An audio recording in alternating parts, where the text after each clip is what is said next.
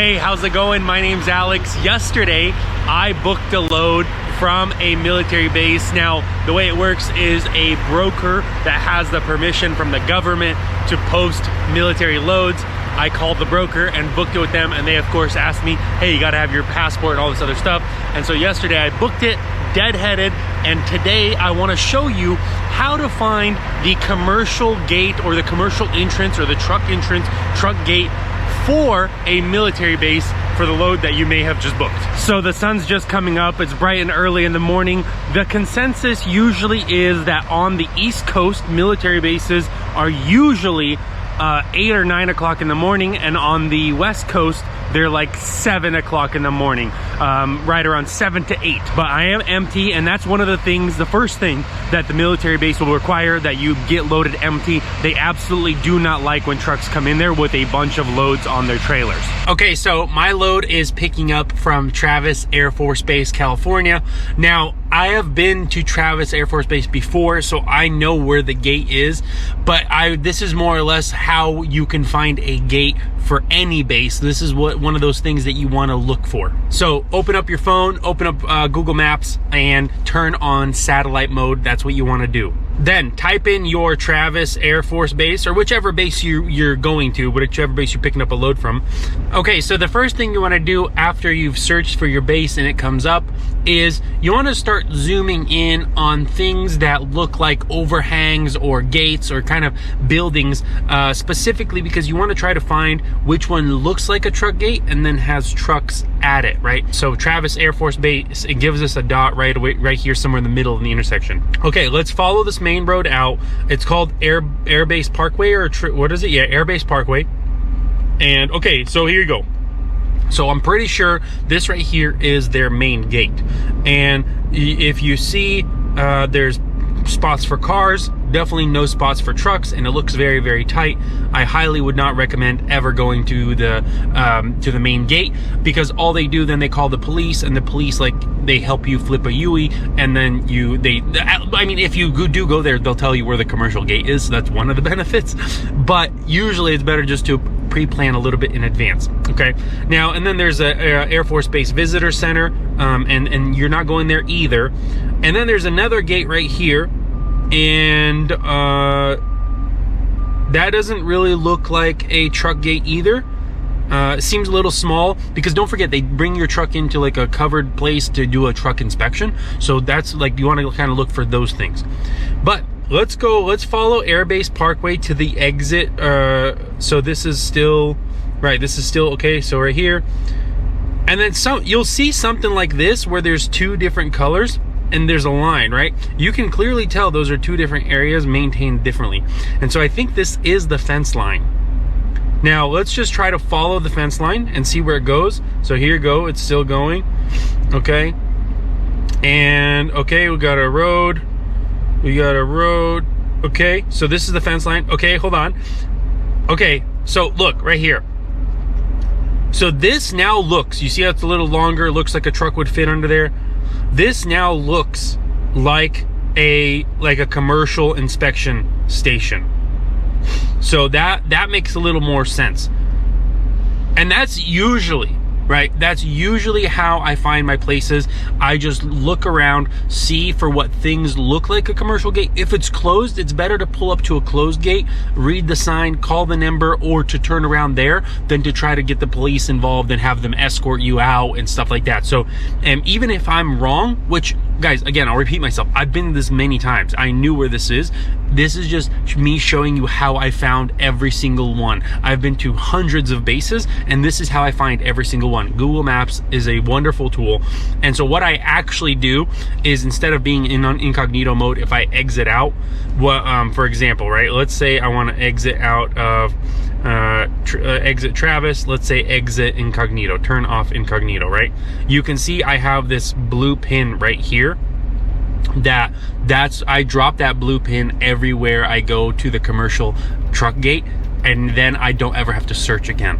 And so that's one of the benefits of doing repeat like stuff. It just gets easier along the way. So now that we have found where our commercial gate is, or where we think our commercial gate is, but where I know where it is, and so let's go there and let's go pick up the load.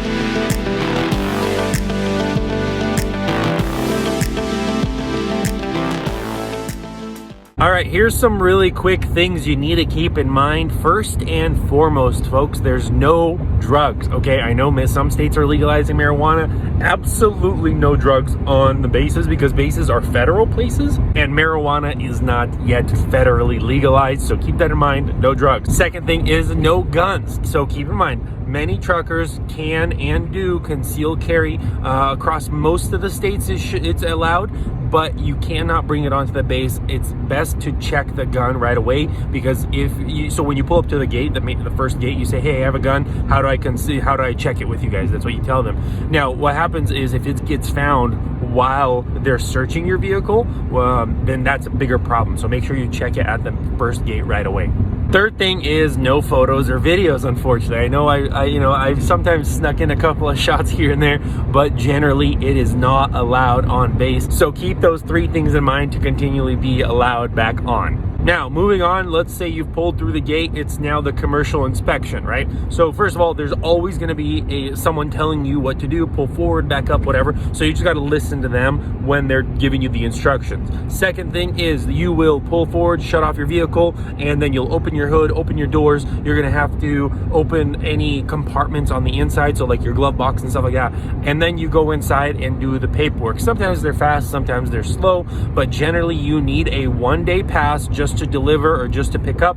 And for that to happen, you need your vehicle registration, your vehicle proof of insurance, and you need your work order or your BOL. And then you personally, most bases just require a driver's license, because with that information they can check whether you're a citizen or not and whether you have any background problems, right? And have your passport as your backup. And if you're not a citizen, do not book military loads. You do not get let on, okay? And if you have problems with your background, do not book military loads. You won't be let on. Very few bases still take the Transportation Worker Identification Credential. That's the TWIC card. And they're all switching to the DBIDS, which I think is something biometric identification system, database biometric identification, something like that. And so, but the problem with DBIDS is you have to get one card for each individual base. And so that creates a lot of work for truckers if you're going to base often. And so that's what it's for. Only if you're going to a certain base often, that's why you get it. But other than that, you just need a 1-day pass. All right, so let's say everything's good, all your documents check out, you're clean, and you can get on the base, no problems, right? So the first thing you do is you ask the guard right there, hey, where's this building? That says on your paperwork, right? Where is this building? Or where is shipping and receiving? Because most bases have one centralized shipping and receiving building. So anything coming or leaving to the base has to be checked into that building, and then from there, it can either get picked up by a truck, or from there somebody on the base takes the delivery, because they don't want a bunch of trucks driving all around the base, pulling their trailers and causing issues. So bases usually have central shipping and receiving locations, and that's most of the time where you go to deliver and pick up. Very important that while you're actually driving on the base, follow all the laws, stop signs, don't speed, stuff like that, because they do actually sometimes not let people back on if they have too many traffic issues.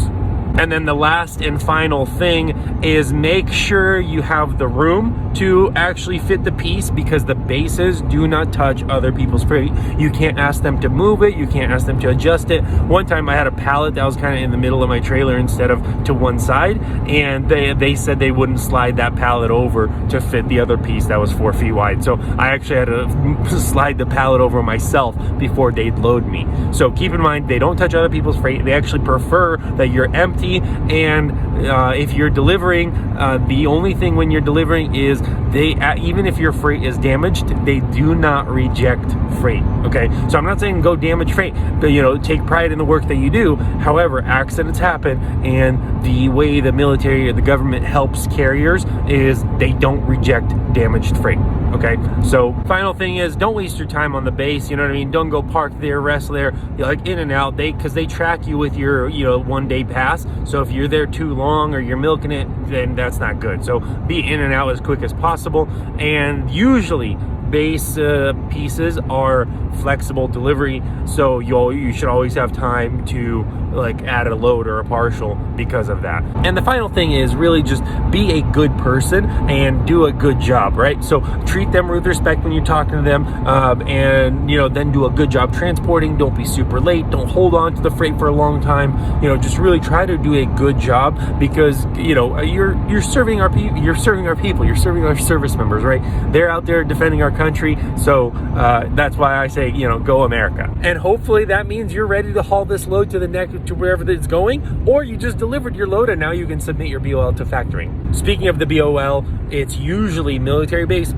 BOLs, usually 3 pages. Okay, keep that in mind, because what happens is your factoring company will ask for all 3 pages, and most of the time there is a spot where the person receiving should sign, and I ask them actually to sign the first page as well. So I have them sign the first, and usually the line where they sign is on the 3rd page, so they sign first and 3rd.